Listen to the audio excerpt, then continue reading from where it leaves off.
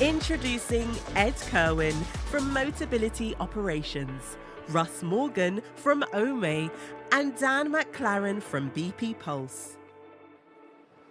Oh, Dan, gonna have to apologise for that one. Hello, everybody. Thanks very much for coming along. So yeah, I'm Ed from Motability. This is Russ from Ohme. I've got to correct the announcement. This is Gurj from BP Pulse. Hi, everyone. We're going to be talking to you today about charging an EV at home and on the road. We're going to start with talking about charging at home with one of our scheme partners, Ohme and Russ. Perfect. Afternoon, everyone. How's everyone doing today? Good, great. My name is Russ, and I work for a company called Ohme. We're focused on delivering solutions that help accelerate the transition to net zero by creating technology that's super easy to use. So put simply, we love our planet, we love our customers, and we build technology that primarily charges your car at home. So if you have a house, you have a driveway, and you're getting an EV, you can get an Ohme charger along with that. The first thing I want to talk about today, I know there are a lot of people with an EV already, but there's many more people considering getting an EV or an electric vehicle. And what I want to start with are the 4 things that you should expect from home charging as it relates to getting an EV. The first sort of theme I want you to think about is mornings. Who loves mornings? No one, absolutely no one. One show of hands, perfect. Well, the good thing about having an EV is every morning you get to leave with all the charge you need when you charge at home. Most people in the UK that have an EV, and they drive more than someone with a petrol vehicle, drives about 15 to 20 miles a day. The average EV has about 250 miles worth of range. So if you're charging at home, every day you'll have more than enough capacity to get you to where you need to go. Now, of course, there will be those times where you have to take a slightly longer trip here and there. That's where there's great public charging networks like BP Pulse.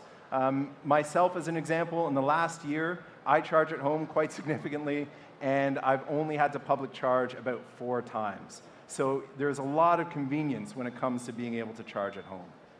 The next thing I want you to think about is miles, if this progresses. Perfect. Miles, not in terms of necessarily distance, but in terms of charging speed. So when you're charging at home, you'll get about 25 miles added to your car for every hour of charge. So if you get home in the evening, you plug your car in, overnight, you'll have more than enough charge for what you'll need for when you leave in the morning. Now, of course, when you're charging publicly, the infrastructure and the amount of energy going to those stations is much greater, so you can expect much faster charging speeds when you're, say, at a service station and having lunch. The next thing I want you to think about is coffee. So who here likes coffee? Show of hands. Great, my people, I like it. I recently drove from London to Bristol, and it cost me £2.68 in energy. That was it. That was my entire fuel cost. It literally cost me more for a cup of coffee at Costa on the way up than it did for fuel. And it wasn't a fancy coffee. It was a black Americano. There was no whipped cream. There's no sprinkles. It was just a plain coffee. The one bit of homework I'm going to give everyone here is to contact your energy company, do some Googling, and look at what EV energy tariff is available to you in your area. All the big energy companies offer a specialized tariff for EV drivers, which means you can get a cheaper rate of electricity at different times of the day, or just for charging your EV in particular. In general, what that means is you can get a rate of charge where you're only paying less than 3 pence per every mile you drive. Comparable with a petrol vehicle, that's about 15 pence for every mile that you drive. The next thing I want you to think about is care. So a charger is much more than an appliance that sits on your house. It's your ability to get to work, your ability to drop the kids off of school, attend a hospital appointment, or pick up your mother-in-law from the airport, or leave her there. Terrible joke, I know. But you need to make sure that you can get the most out of that charger. So at Ohme, what we do is we give you a lot of great content from videos and written materials so you can understand how to get the most out of your charger, but we also have a really robust customer care team, so at any point that you need help or support, we're only a phone call or an email away. So when it comes to home charging, here are the 4 things that you should expect. First, every morning you have more than enough charge for your day. Second, the rate of charge is about 25 miles to 30, depending on your vehicle, for every hour of charge. Pricing, so costs that will make you question the cost of a cup of coffee when it comes to getting from A to B. And last, being able to get the right care and support for your charger. Now, when it comes to Motability, if you're getting your first fully electric vehicle on lease through Motability, you can get an Ohme charger at no additional cost, as well as what we call standard installation. The vast majority of customers will qualify for what we call standard installation, but later in my presentation, I'll give you a couple of examples of what a non-standard or custom installation might look like. In terms of our chargers, there's two. And every Motability customer has the choice between either charger, and I'll talk a little bit about the differences in a bit. But first, I'll talk about what makes the chargers the same, and frankly, a lot. The back-end technology for both of these chargers is identical. First of all, these chargers are incredibly smart. They work with any energy tariff that exists on the market, including some of the more complicated dynamic tariffs. All this means is you'll get different rates of charging at different times of the day, but when you plug in your car, the charger already knows that. So the charger automatically will go on and off, charging your car at the greenest and cheapest times. Secondly, these chargers are really smart in that they work with every single EV on the Motability Scheme. So you do not need to worry about compatibility. You can rest assured that any EV you choose, our chargers will work with it. Next, these chargers are very reliable. So if you tell the charger, I want to add 80% of charge to my car overnight, we'll make sure that we'll get you there. Again, charging at the greenest and cheapest times. Just like your mobile phone, when you plug it in, you want to make sure it charges, and our chargers are incredibly reliable in that sense. Similarly, we have them tested independently for safety and reliability, and they get top marks across the board. Next, we believe in making things easy. So everything from the installation process, from when we send you a really easy to understand survey, through to using the charger, it couldn't be simpler. As you can see, both chargers have 3 buttons on device controls. So after you've set it up on your app, you can use the buttons on the charger to stop and start your charge. Now, let's talk about the 2 options. The first is our flagship product, which is called the Ohme Home Pro. This is the most popular product, especially with Motability customers. The main differentiating factors with this charger is that it's what's called a tethered unit. And that means the cable is permanently connected to the charger, so when you get home, all you need to do is pick up the cable and plug it into your car. And it also has a bright LCD display for you to see what's going on with your charger at any given point. The next option you have is the Ohme ePod. This is what we call an untethered unit. Simply, when you get home, you need to get your cable out of the boot of your car or from your garage, plug one end into the charger, and then one end into your car. For the Home Pro, the drag weight of the cable is approximately 1 kilogram. When it comes to the ePod, when you're lifting an entire cable, that's about 3 to 4 kilograms, depending on the length of the cable. But again, the choice is completely yours in terms of which one you want to choose. And if you visit us at the EV Hub, we have both chargers on display, so you can get a real feel for them. All of our chargers are controlled via our app, as well as the on-device control buttons. The great part about the app is, of course, you can stop and start charge. You can set scheduling preferences. You can also see how much your charging is costing you on any day, any week, any month. There are also on-device lock controls. So if you have a neighbor that you're afraid is going to start stealing your energy, fear no more. You can lock them out completely. The charger and app is, again, very easy to use. And when you get an installation through Ohme, what we'll make sure is the installation partner will pair the app with the phone, so you'll be off to the races. Now, when it comes to installation, it couldn't be simpler.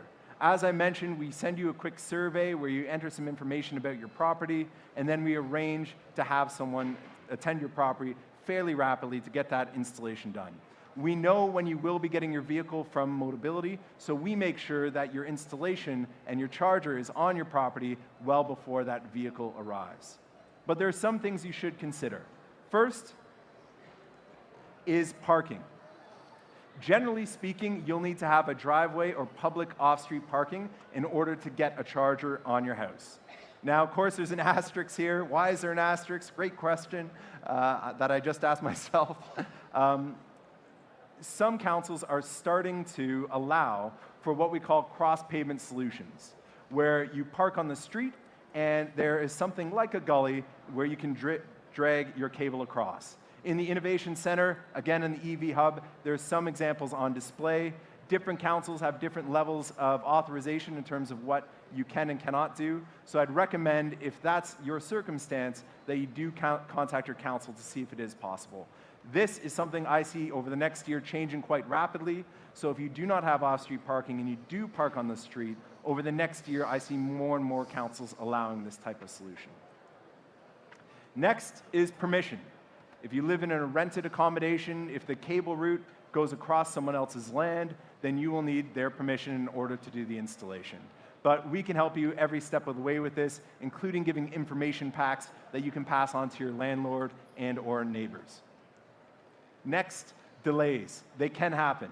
A charger is a very serious bit of kit that we're going to put on your property, so we need to make sure you have the right electrical system in order to support that. What we recommend, as soon as you submit your application in through Motability, Ohme will send you a link and for a survey to complete. Don't delay, complete that right away, even if you're getting your car in a couple months' time. Next, additional costs. This is the non-standard installation I referred to previously. The vast majority of Motability customers are covered by what we call standard installation. A non-standard installation would be if your vehicle is parked some distance from your property. As an example, if you have your house, you have a very long driveway, and your car is parked at the end of the driveway, we may need to do some digging and install a post, in which case there could be some additional costs. But rest assured, these costs would be communicated to you well in advance of the installation, and then it'd be your decision whether or not you'd want to proceed. And that's it. The only thing I'll recommend is you please do visit us at the EV Hub. You can ask any question about the chargers and how they work, and our team is very excited to meet you. And without further ado, I'm going to pass it to Gurj to talk a little bit about BP Pulse. Thanks, Russ. Hi, everyone. My name is Gurj. First and foremost, I have to apologize. My colleague, Dan McLaren, couldn't be here today. So Dan is our resident EV expert. He's extremely charming, funny, but they sent me. So apologies for that. The second announcement I'd love to make, this is an absolutely wonderful event. It's the first Motability event that I've been to, and it's absolutely brilliant. And I think a big shout out and a big round of applause needs to go to Motability for organizing things like this. So let's get the energy up in the room and let's give Motability a big round of applause, because it's fantastic that they're taking this time out. It's such a stress to put something on like this. The three of us here have had a little part in it, and I had hair when it started. So that's how stressful it can be. Russ had a ponytail. Yeah. So I'm going to talk to you a little bit about public EV charging. So first and foremost, who are BP Pulse? We're part of BP, who you probably know as an independent oil company in its origin. We, over the past couple of years, have decided that we don't no longer want to be seen as that. We want to be an integrated energy company. So what does that mean? We've had to change our ethos. We've had to change our direction as a business, our strategy. And the two main key things to do there were safety. Safety of our people, safety of our customers was priority number one, and always has been. The second part was sustainability. And in order to do that, we have growth engines. And electric vehicles is one of the biggest growth engines that we have. What we've also decided to do as BP Pulse, we want to make sure that we're providing for the market everything that the market needs for on-the-go charging. We work with two main streams. So we have commercial customers who we work with in order to electrify their work fleets. So we work with the largest fleet in Europe currently, which is Royal Mail, and we're very, very proud that we are electrifying that fleet. The second part is our public charging network. So this is available to anybody who needs to charge on the go. Just some numbers. We have 8,500 charging points, which is currently the largest in the UK solely. and over 3,500 of those are ultra and rapid chargers, which means, depending on the battery size, you could charge that vehicle between 40 to 25 minutes, depending on, like I say, battery size, the type of charger, and where it is. Our main strategy going forward is hubs. We're on a prime site because we've actually got the biggest EV hub in the country right here at the NEC, where you can charge up to 180 vehicles simultaneously. Once again, our strategy is to invent more of these hubs wherever we can. In the last 12 months, we've opened up 10, including not too far from here, Junction 5, the M2, Kettering, and quite a few in London.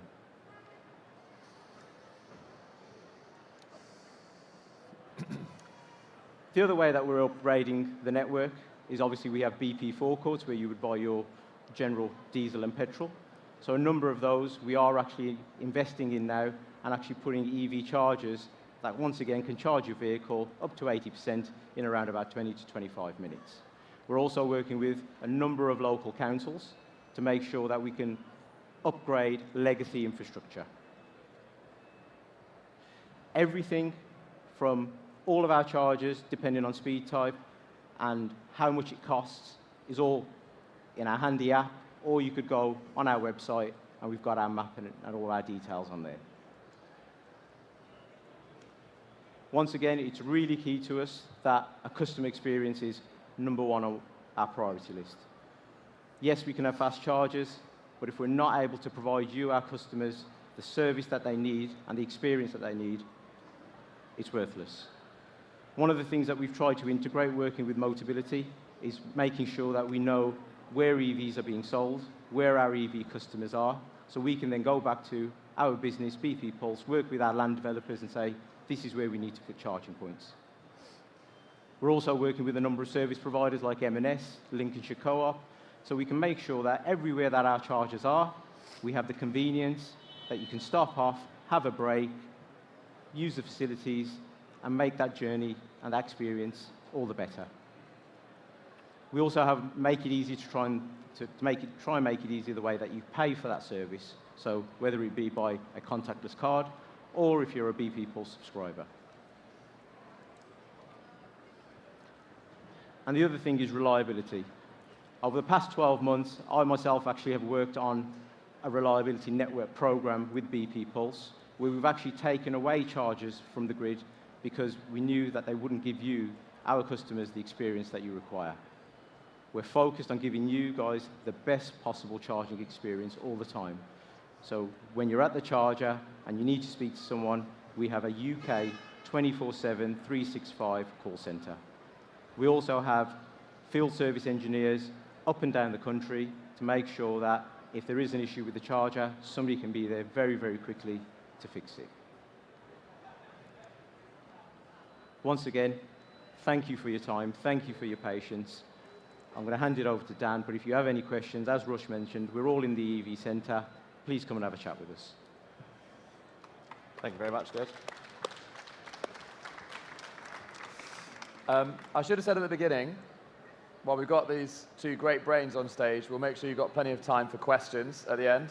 So any questions you have about home charging, how it works, public charging, how it works, or anything I'm about to talk about, then please do keep them in mind, and we'll make sure we've got a good 20 minutes, half an hour or so for you to ask questions, anything that you want to know more about.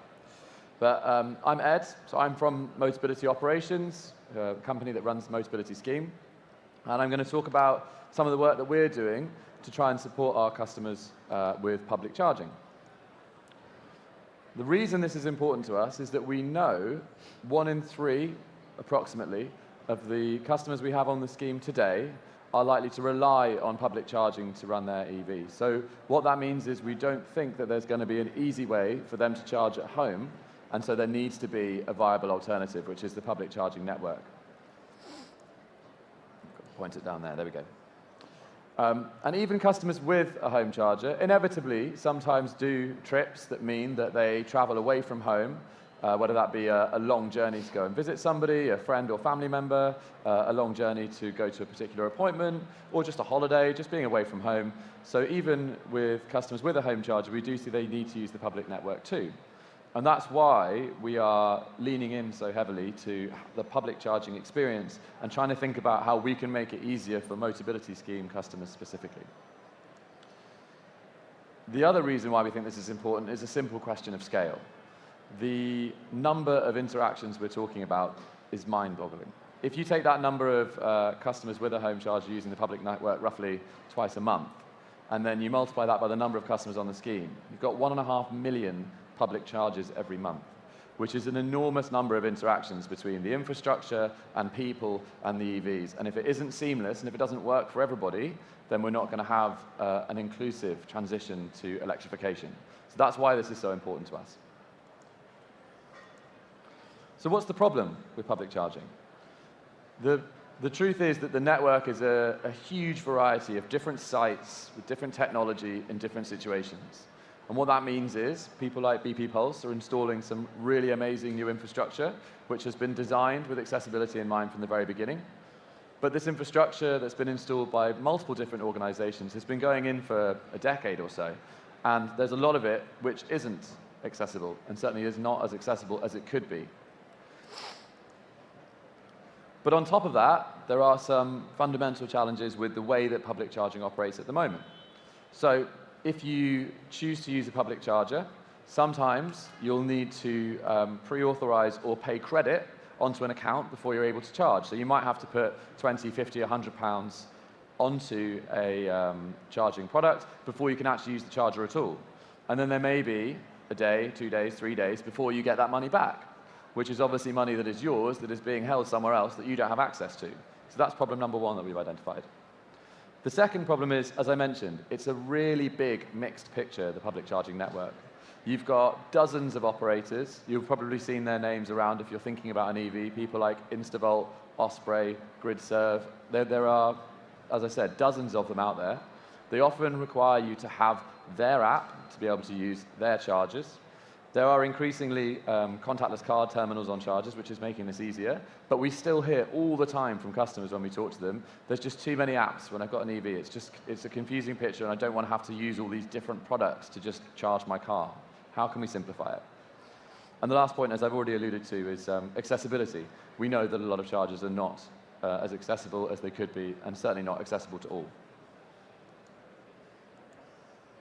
So what are we at Motability doing about it?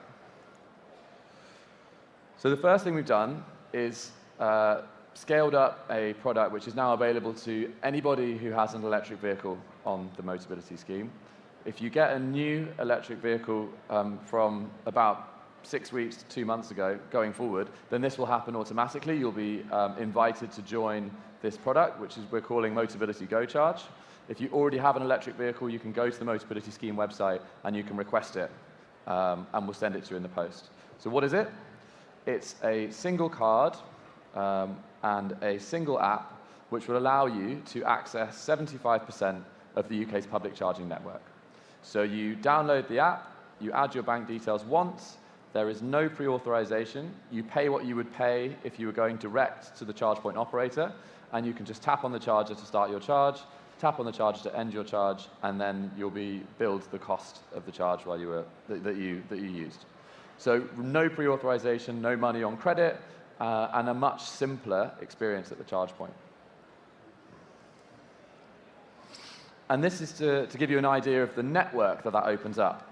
So you can scan this QR code, or you can go on the Motability Scheme website, or you can go on the App Store or the Google Play Store, and you can find Motability Go Charge. If you search for Motability, it will come up as the top hit. You download that application, and it will ask you to log in.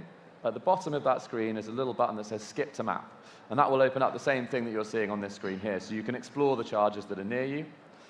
Each of those pins, you can click on them, and it will tell you who runs the charger, how many chargers there are there, what connector it has. So most of them will be Type 2, which is what most of the electric vehicles in the room today operate on now. And you'll also be able to see price. So you'll be able to see the price per kilowatt hour that you would pay at that charger. And you can see availability. So you can see if it's being used, you can see when it was last used. So this is part of our first step to try and make public charging easier for customers on the Motability Scheme.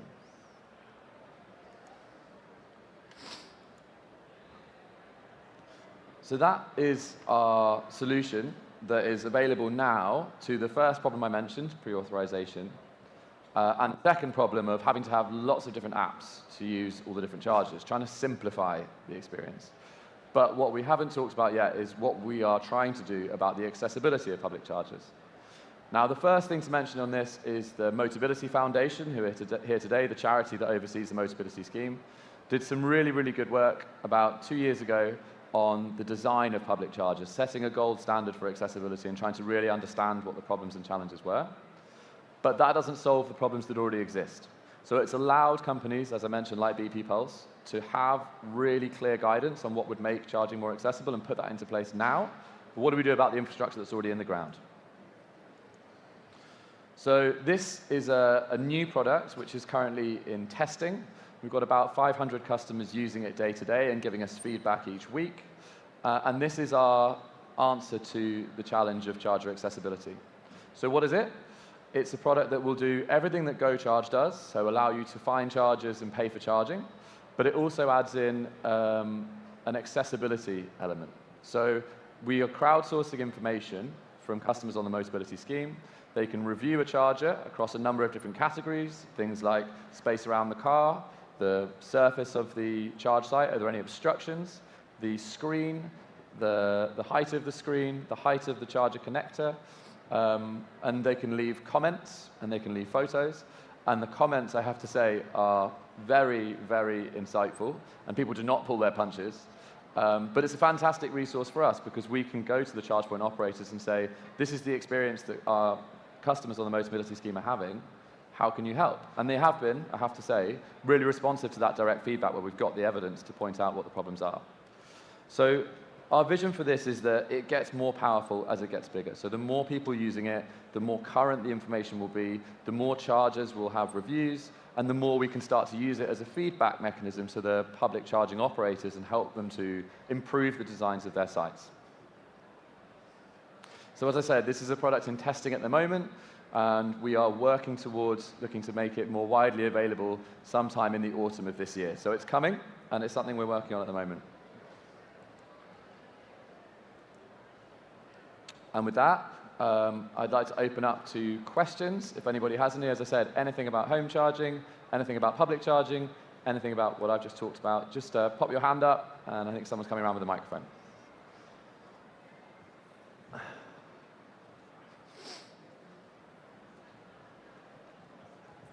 I've got on-street parking with a space that's owned by the council.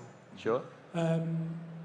What solutions are coming there in regard to getting a home charger like onto that sort of a setup? I think we've gone straight to the asterisks on your presentation, haven't we? This is the asterisk.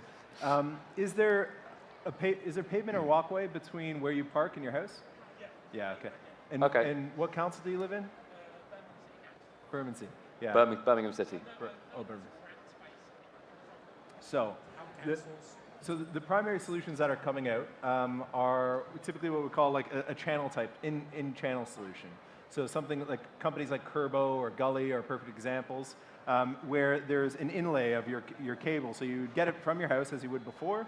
The charger itself would inlay into the pavement, and then you would be able to plug into the car itself. Like I said a little bit earlier, there are different councils are at different phases of adopting these solutions. The government has actually now introduced a grant, which is going to help push things along in this regard.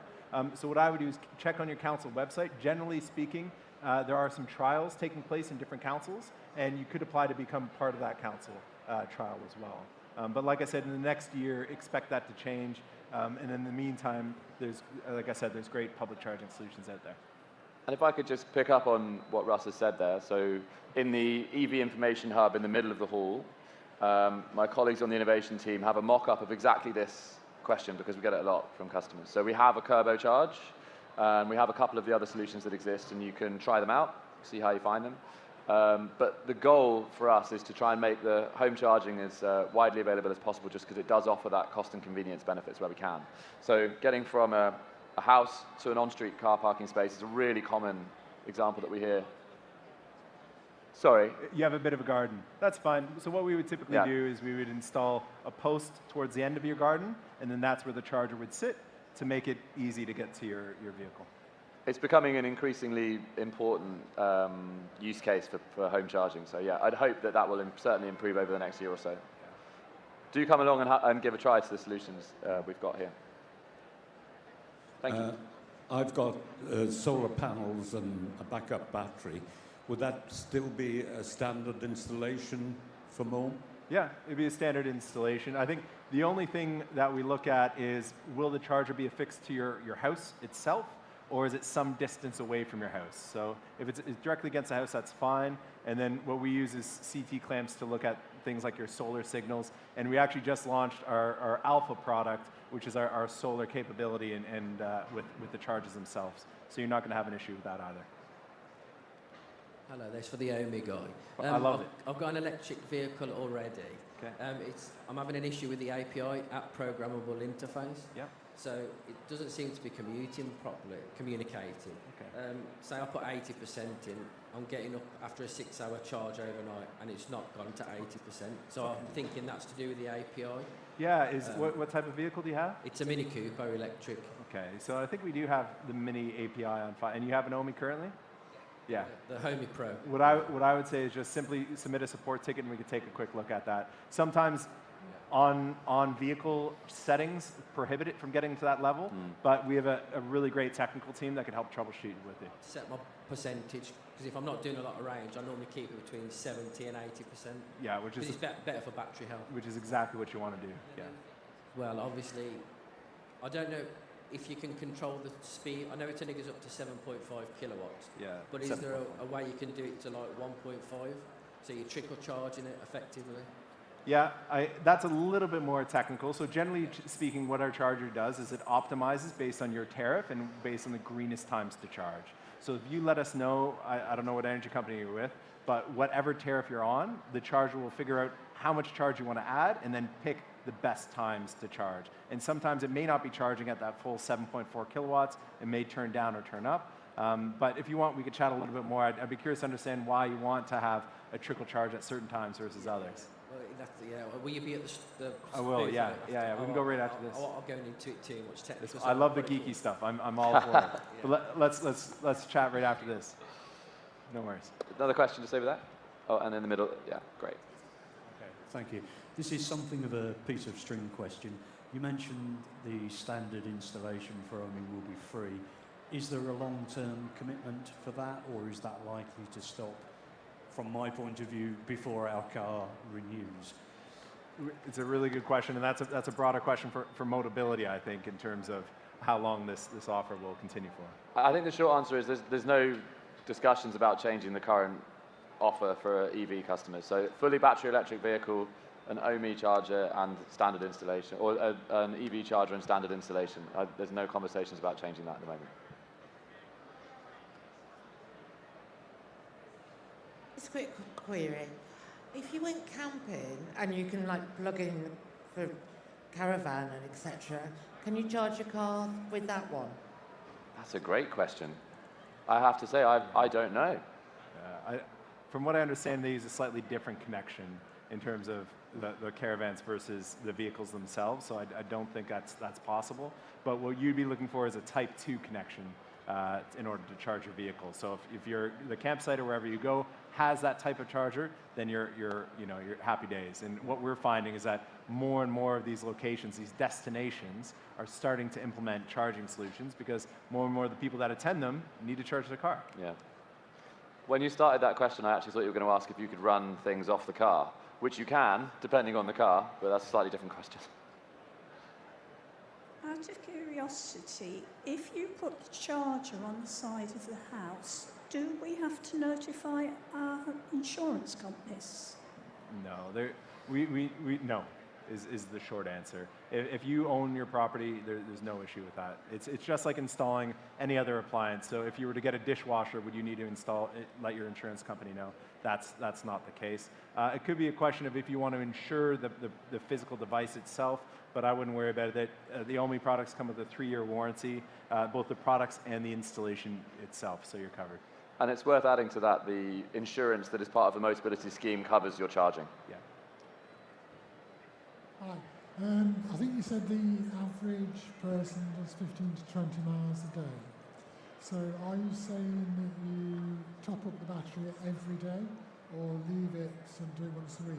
Yeah, so it's 15 to 20 miles for every hour of charge. So what we find is most people need to plug in, once or twice a week, but it wholly depends on how much you drive.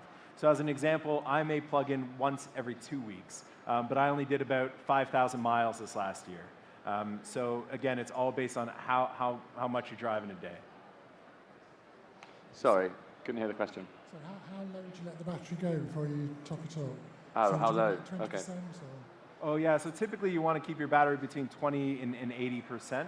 And that's, sorry, there's a bug that just flew at me. Let me get that for you. Thanks, that's teamwork.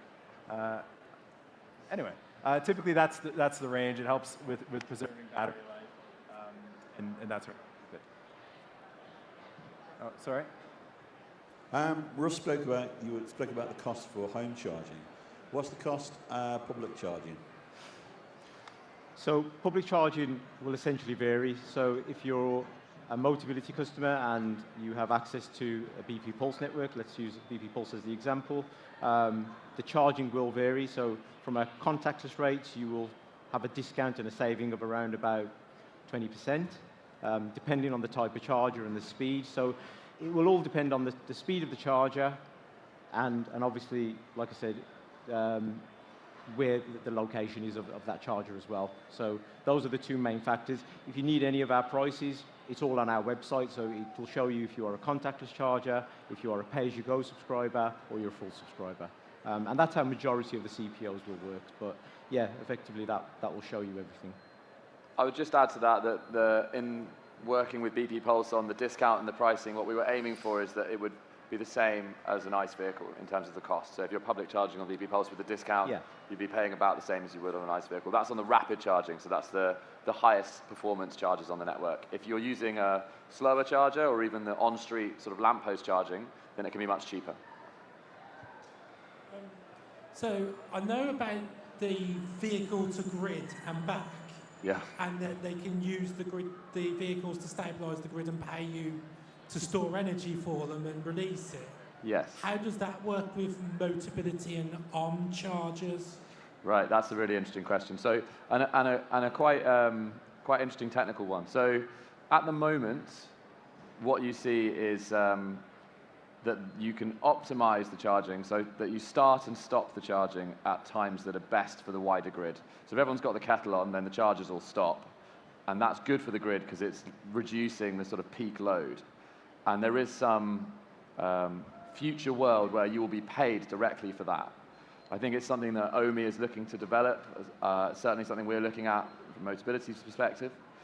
What we're not seeing yet really at any kind of scale is the vehicle to grid that you mentioned. So that's energy leaving the car and going into the house or into the wider energy network. But you're right, there are products out in the market already which will reduce your charging costs by moving your charging around and trying to generate rewards for you. There aren't really any that are massively scaled up.